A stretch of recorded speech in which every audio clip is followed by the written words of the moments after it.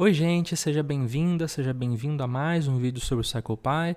Meu nome é Marcos e estou voltando a gravar conteúdos para essa playlist que já fazia um tempinho que eu não gravava, né? No vídeo de hoje eu vou falar brevemente sobre instruções condicionais, então a ideia é que seja um vídeo mais rápido. Eu vou apresentar uma tarefa aqui, mas ela tem importância menor. Tá? A ideia é ilustrar um princípio que pode valer para diferentes áreas, não apenas para pesquisadores de memória, mas para qualquer um que manipule aí uma tarefa entre sujeitos. Então, qual que é a ideia aqui? Eu peguei o paradigma do níveis de processamento proposto em 1972 por Craig e Lockhart, e aqui eu estou trazendo um gráfico baseado em um estudo subsequente, de 75, com a participação do Tuvin. Basicamente, os participantes viam uma lista de palavras e tinham que julgar ou se a palavra estava em maiúsculas ou minúsculas, que seria a condição case, ou se a palavra rimava ou não com uma outra palavra fornecida pelos pesquisadores, ou se a palavra ele se encaixava semanticamente numa determinada frase, se aquela aplicação valia ou não. E basicamente foi observado o efeito de níveis de processamento, em que níveis de processamento supostamente mais profundos, que é no processamento semântico, aqui na sentença, a recordação subsequente é maior do que no nível de processamento superficial, que é no caso do processamento estrutural ali de maiúsculos ou minúsculos, ou do processamento intermediário ali no caso de rimas, ok? Então a ideia é que eles postulam níveis de processamento cada vez mais profundos. Bom, isso não é tão relevante aqui para a tarefa, eu só introduzi isso para fazer sentido o que eu vou falar depois. A ideia é que como eu tenho três tipos de tarefa, a tarefa de processamento maiúsculo ou minúsculo, de processamento de rima ou de processamento se a palavra se aplica ou não uma sentença, vocês concordam comigo que eu vou ter que dar instruções diferentes a depender da tarefa que o aprendiz vai ter que fazer? Então vamos supor que essa manipulação é entre sujeitos. Então quando vai aparecer as minhas instruções, vai aparecer uma instrução inicial ali, dizendo que o participante pode se mover no teclado com as setas ali mover nas telas com as setas do teclado, na esquerda e direita. Ele vai para outra tela ali, que eu digo para ele não mexer no celular, para ele colocar no modo silencioso. Eu falo que ele vai ver uma lista de palavras, então isso daqui se aplica a todo mundo. Coloco aqui até um computadorzinho mimetizando ali a própria tela que o participante está olhando. E depois eu vou falar aqui, durante a apresentação de cada palavra, você deverá julgar se ela aparece em letras maiúsculas. Se ela estiver em letras maiúsculas, você deverá responder sim, com o botão 1. Se ela estiver em letras minúsculas, você deverá responder não, tecla 2 do teclado. Então aqui a palavra está em maiúsculas, aqui está espelho, então ele deveria apertar sim porque está em maiúsculas. Se tivesse tudo em minúscula, apertaria não. Bom, para a condição de rima, eu deveria dar uma instrução diferente, falando que é a questão da rima e que o comando é outro. E para a questão de aplicação numa frase é a mesma coisa, que o comando é outro. Ou seja, eu teria que fazer três telas distintas. E aí a pergunta, depois vem a seguir, iniciaremos a tarefa, e aí começa a tarefa e é tudo igual entre tarefas. A pergunta que a gente pode fazer aqui é a seguinte: como que a gente faz isso no CyclePy? Porque daí eu vou ter telas diferentes. Será que eu preciso criar pastas distintas para cada uma das tarefas? Então, antes de mais nada, vamos vir aqui no CyclePy e vamos executar o programa que eu já deixei aqui pronto, sem a tarefa, porque como eu disse, a tarefa não é relevante hoje para a gente. Então eu só vou executar aqui o programa para a gente poder dar uma olhadinha no que está acontecendo aqui. Então eu vou colocar aqui um número qualquer, número 1, nome completo eu vou pôr Kili, e o resto dos campos eu vou deixar sem preencher porque não é relevante para a gente nesse momento. CyclePy deu uma atualizada, agora aparecem algumas coisas diferentes, vou falar mais sobre isso em vídeos futuros. Então aqui veio a primeira tela, que apareceu o nome personalizado. Já ensinei isso em vídeo anterior, como fazer com que o nome apareça aqui na instrução. Se você quiser assistir, dá uma conferida aí no card, porque isso deve estar aparecendo agora para você. E aí aparecem as telas, a primeira tela, a segunda tela. Se eu quiser eu posso voltar para a primeira porque não prestei muita atenção, volto para ela. Então vou aqui navegando nas telas, chego na tela crítica aqui, A seguir iniciaremos a tarefa. Antes de começar, blá blá blá blá blá. Venho avançar, coloco a tarefa principal aqui, que eu não coloquei, não programei ela, e depois de fazer a tarefa principal, a sessão encerra, ok? Aí a pergunta que eu posso me fazer é, beleza, mas aqui a instrução que apareceu a instrução, se a gente for olhar aqui nas figuras, para o caso aqui das maiúsculas ou minúsculas, mas e para o caso da rima da sentença? Será que eu preciso criar 3 pastas, né? Ou seja, subpastas aqui, para que cada uma delas armazene o programa com o nível de processamento superficial, o outro nível de processamento intermediário e o outro nível de processamento profundo?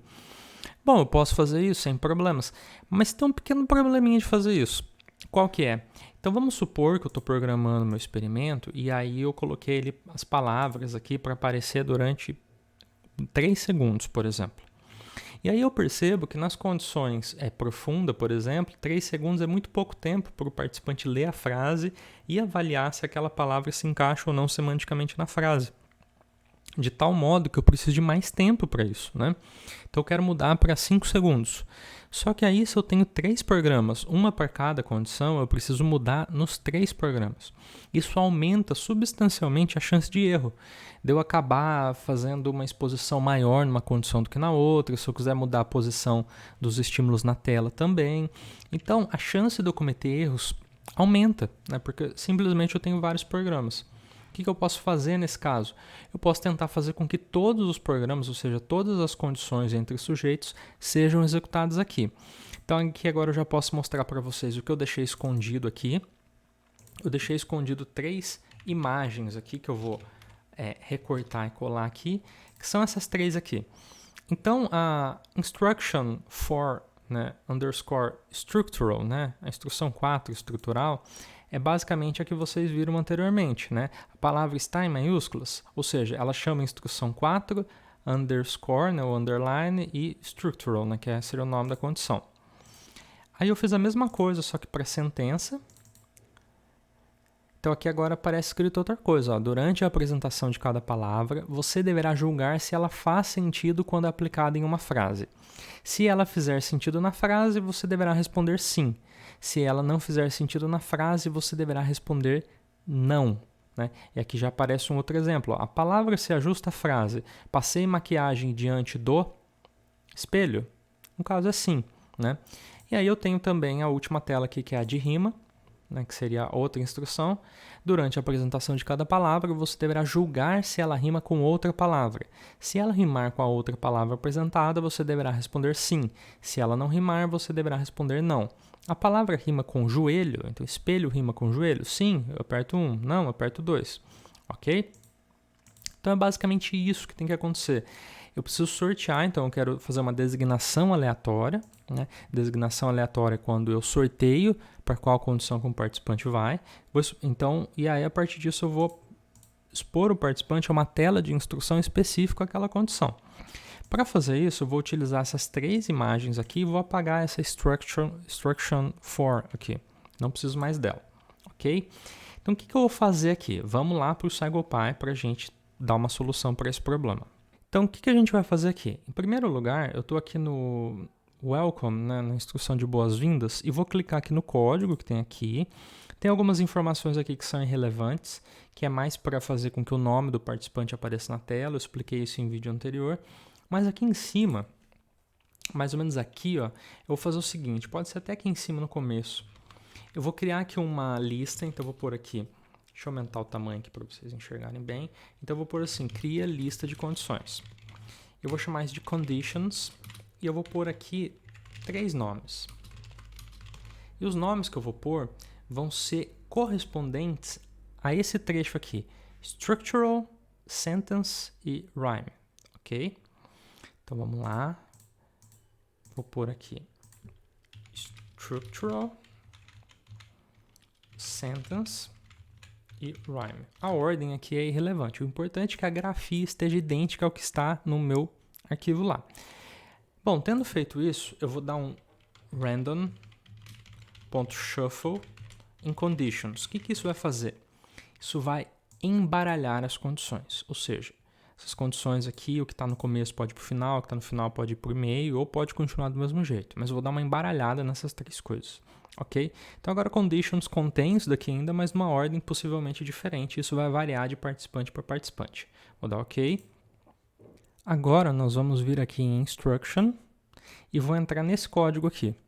Nesse código, note que eu tenho aqui o instruction list e aqui ele tem os arquivos instruction 1, 2, 3 até o 5, que basicamente corresponde a esses arquivos aqui, o 1, o 2, o 3, o 4, que estava aqui que eu apaguei, e o 5. O que eu vou fazer aqui é muito simples. Eu vou acrescentar um pequeno código aqui no 4, então eu vou pôr um F aqui fora para indicar que eu vou pôr uma variável aqui.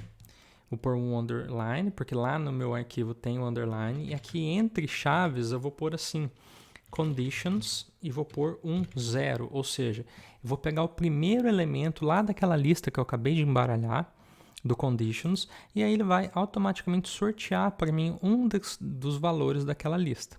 Né? Só isso que eu vou modificar, vou dar um OK, salvar, e vou rodar de novo o nosso programa para ver o que acontece agora. Só que ao invés de fazer isso, porque daí eu vou ficar sorteando, eu vou fazer uma pequena trapaça aqui. Então, tá vendo essa lista aqui de conditions?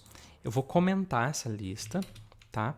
E antes de mais nada, eu vou fazer aqui um conditions e vou fazer que esse conditions, ele recebe só o structural, tá? Ou seja, só tem o estrutural aqui por enquanto, né? Então, eu vou dar um OK. Por que eu estou fazendo isso? Para garantir que o que vai rodar agora é a condição estrutural. Né? Aí depois eu modifico para cada um dos demais casos e aí eu generalizo e volto para aquele comentário, para que ele sorteie de fato. Né? Então eu vou pôr aqui número, executar, lá aquele, primeiro, segundo, terceiro, e aqui a instrução de maiúsculas ou minúsculas, ou seja, estamos na condição estrutural.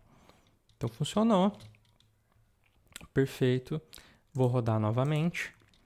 E agora a gente vai pôr aqui o sentence. E vou pôr o rima também. Né? Poderia ter feito isso desde o começo, porque ele sorteia agora só entre aqueles que não saíram ainda. Vou rodar novamente. Muito bem, colocar aqui nosso participante, o Kili.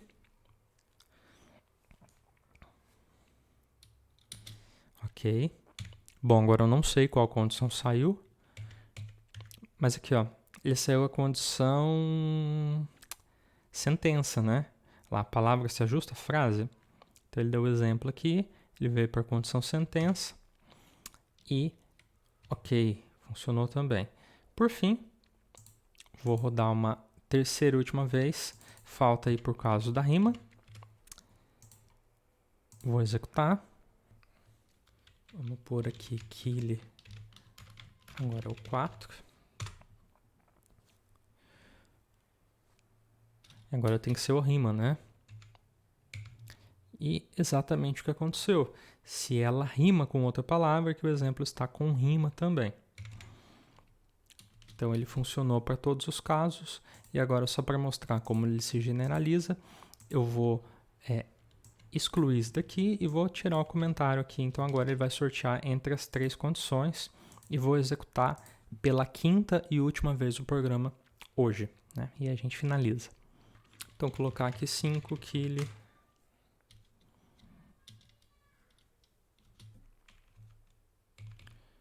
E ele veio mais uma vez o caso estrutural, né? Parece que ele está gostando desse caso.